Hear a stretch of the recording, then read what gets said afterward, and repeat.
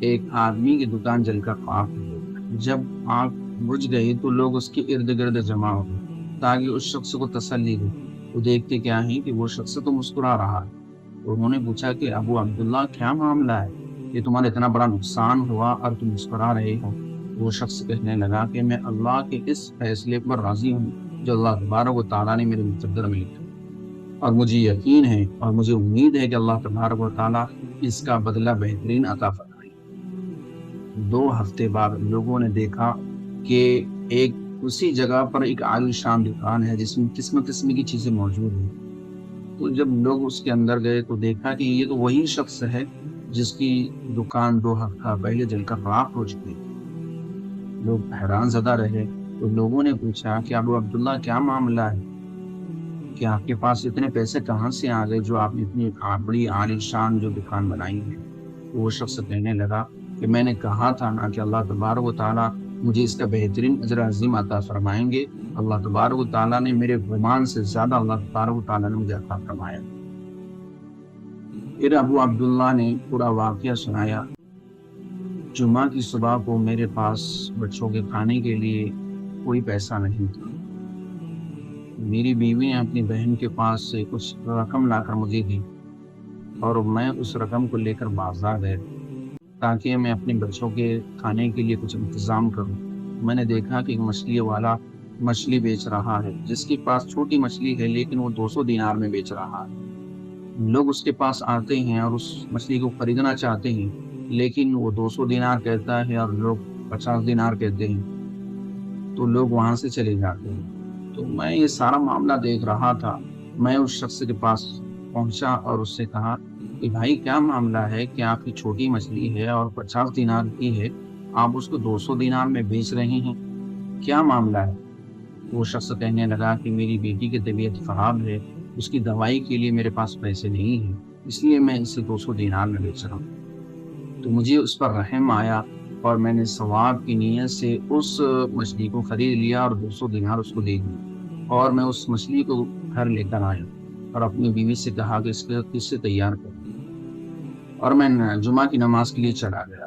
جب نماز سے میں فارغ ہو کر آیا تو میری بیوی نے کہا کہ اس مچھلی کے پیٹ کے اندر دیکھو کیا چیز نکلی۔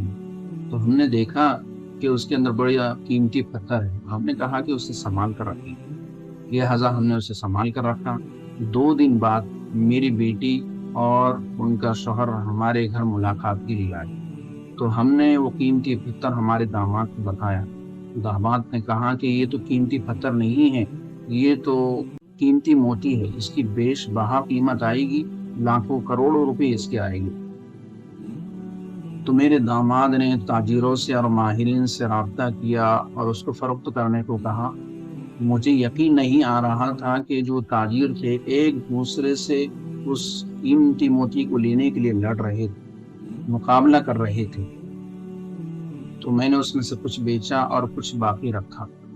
تو اس کے نتیجے میں اللہ تبارک و تعالیٰ نے یہ میرا سارا معاملہ فرمایا ہے جو آپ کے سامنے۔ اور اس کے بعد میں نے سوچا کہ جو وہ غریب شخص تھا جس کے پاس سے میں نے مچھلی خریدی، لہٰذا میں اس کو ڈھونڈنے کے لیے نکلا۔ میں بازار پہنچا تو دیکھا کہ وہ شخص وہاں پر موجود نہیں۔ تحقیقات کی تو لوگوں نے کہا کہ یہاں تو ایسا کوئی شخص نہیں تھا اور کوئی شخص نہیں آیا۔ تب میں سمجھا کہ یہ اللہ تبارک و تعالیٰ کی طرف سے تحفہ ہے۔ اس واقعے سے ہمیں یہ سبق ملتا ہے کہ ہمیشہ اللہ تبارک و تعالیٰ کے فیصلے پر راضی رہنا چاہیے۔ جو اللہ نے ہمارے لیے مقدر میں لکھا اس پر خوش رہنا چاہیے، اور اللہ تبارک و تعالیٰ پر ہمیں یقین رکھنا چاہیے کہ اللہ تبارک و تعالیٰ ہمیں ضرور اس کا بہترین بدلہ عطا فرمائے گا۔